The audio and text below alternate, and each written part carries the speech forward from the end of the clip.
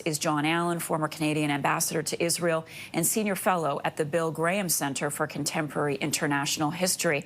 Good morning. Good to see you this morning once again, Ambassador. Let's talk about something that was really key here, and that was the path towards self-determination, Palestinian statehood, something Benjamin Netanyahu strongly opposed. So on that front, what does this vote mean?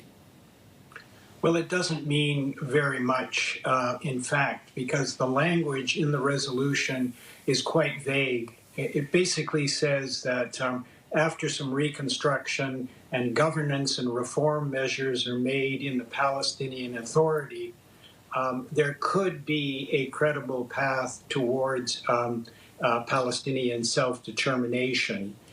It then goes on to say that the Americans will work with the Israelis and the Palestinians on coexistence. But these are relatively, as I said, vague terms that a lot has to be done before we're going to see the Americans and the Israelis fully supporting a Palestinian state. If the language was so vague, why was there such opposition to it from Israel, John? Because the Prime Minister has made clear, as he did yesterday, that he will never support a Palestinian state. And I think they probably have now agreed to the language because it is so vague that they don't have to worry about it. I don't think this element of the resolution is going to be ever implemented under a Netanyahu government, but under a different Israeli government, you might see progress.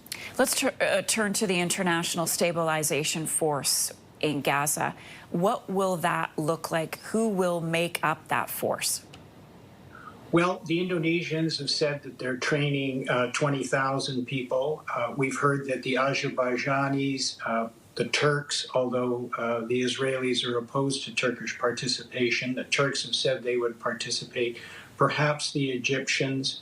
So there are significant numbers, and these states were waiting for that resolution to be passed before they would agree to send in troops.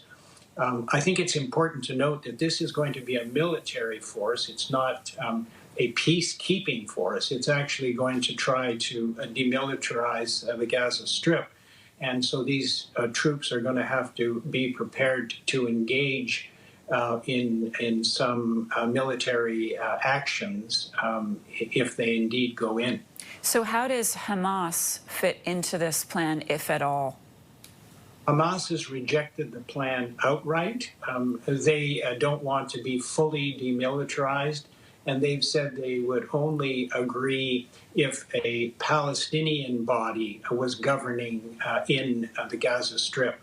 The resolution provides for a transition board to be headed by Donald Trump and probably Tony Blair, and that governing board would, for 2 years, govern in the Gaza Strip, supported by a technocratic Palestinian government that would run day-to-day services. That's not enough for Hamas, though.